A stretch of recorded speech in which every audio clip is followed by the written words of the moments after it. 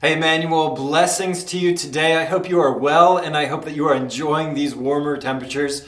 You know that I love the winter and I love the snow, but I've really been enjoying the changing of the season and these warmer temperatures and getting outside. I hope that you're able to do that as well.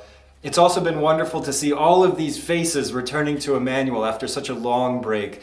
And so we're seeing old faces returning and many new faces coming to church. This past Sunday for Easter, we had over 130 people in the church. And we haven't seen those numbers since before COVID. So it's been wonderful seeing that momentum again and feeling like things are returning to some semblance of normalcy. So it's tremendous seeing all of these things again. Now, members, I want to remind you of something coming up next week. You know that on May 2nd, we're having an annual corporate meeting where you'll get to vote on the new on the new elders of Immanuel. But those men being put forward as elders, you may not know them or anything about them. So what we want to do is provide an opportunity for you to get to know the new elder candidates. Next week, Wednesday at 6:30 here at the church, we're going to have a meet and greet where you will get to meet these new elder candidates, prospective elders. You'll get to ask them questions and talk with them and hear some of their story. So it'll be a really important moment for you to get to know who these men are so that when we come to that corporate meeting, you know who you're voting for. Be sure that you mark that on your calendars. Wednesday, April 14th at 6:30 here at the church. Now, you may notice that I'm standing in the Kidman sign-in area, and that's because I need to beat a drum once more. Immanuel needs your help serving the kids of this church. And today I want to give you 4 reasons why you may want to help serve the children of Immanuel, and 4 reasons why it's important to do so. The first is that children are important to God. I want to read you a story from Mark chapter 10, verses 13 through 16. And crowds were bringing children to Jesus, that he might touch them. And the disciples rebuked the crowds. But when Jesus saw it, he was indignant and said to the disciples, "Let the children come to me. Do not hinder them, for such belongs the kingdom of God. Truly I say to you, whoever does not receive the kingdom of God like a child shall not enter it." And he took the children in his arms and blessed them, laying his hands on them.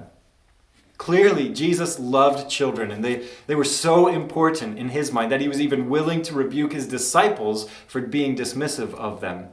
And so we as a church, by serving in Kidmin, are saying to the children, come to Jesus. We are showing them Jesus. What an incredible way for you to demonstrate to the children of Immanuel that God values children by serving them in Kidmin. The second reason you may want to serve the kids of Immanuel is because children naturally trust God and they're open to the gospel. They're receptive. Just listen to these words from Jesus again. Whoever does not receive the kingdom of God like a child shall not enter it. Because children are open and receptive and trusting. And so when you come to teach them or to help them, they will be open and receptive to the things that you have to say. What an opportunity that lies before you in these wonderful children. We should give them every opportunity to hear and understand the gospel. And you might be part of that opportunity. The third reason that you may want to serve the children of Immanuel is because kids need role models.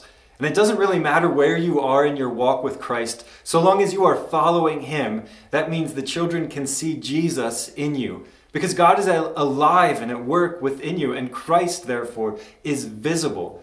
So would you be a role model to these children in the way that you love them and serve them and care for them and teach them? I think it's a wonderful opportunity. The fourth reason that you may want to serve the children of Immanuel is that it gives you an opportunity to share your faith openly and overtly. I was just talking to a man last night who's a little bit older than me, and he was telling me in an unrelated conversation, he was telling me that he can remember way back into his childhood going to Sunday school classes and learning about the Bible, learning about Jesus. He didn't come to faith until he was in college. But he said he doesn't know that he actually would come to faith if he didn't have those sort of foundational lessons that he learned in Sunday school classes. They echoed into his adulthood and were greatly impactful on him coming to Christ. So you may not see fruit immediately in the lives of the children here at the church, but these lessons that you're teaching them, the ways that you're loving them and being welcoming and warm, that can have lasting effects long into adulthood. And this man was sort of praising his Sunday school teachers all these years later. So what an effect that he had. What an opportunity to share the gospel with these young, impressionable minds, these children who are not born Christians, but they need Jesus just the same. And you can be that person who shows these kids the beauty of the gospel. Now, I want to share with you a few needs, very specific needs that we have in the children's ministry in Kidmin. The first is with the babies. We need 4 volunteers who will help with the babies, maybe sit and rock them, just be there with them. For our toddlers, we need 3 assistants. For our elementary age students, we need 3 assistants and then 1 to 2 teachers. And for our sign-in desk, which is the area I'm standing in, we need 2 volunteers. Well, if you do respond to the call that I'm putting out today, I want to let you know 3 things that are going to happen for you. First is you will be put through a child safety training. And this is so that you know how to best protect and care for our children. And it's also so that you're protected and not put in any kind of compromising situation. So you'll go through that child safety training. And then secondly, likely what will happen is you'll be given the opportunity to work as an assistant with a number of different age categories so that we can find the best place that fits for you and where you'll be most effective. And so you'll get a variety of opportunities. And then thirdly, you will have the full support of the church behind you. The Kidmin director, the child safety coordinator, the elders, and myself will all be there for you to answer your questions, to pray with you, to give you whatever you need so that you can do this job with passion, loving it, being effective, and all these things. We want to support you completely. So won't you consider serving the children of Immanuel? I hope you will. I hope you pray over that. But if not, if that isn't for you, then I want to ask you to do 2 things. First, would you find somebody who is serving in Kidmin and encourage them and thank them for what they're doing? These volunteers and teachers are stretched thin and they are so underappreciated. I think they would be greatly encouraged if you come up to them and thank them for what it is they're doing.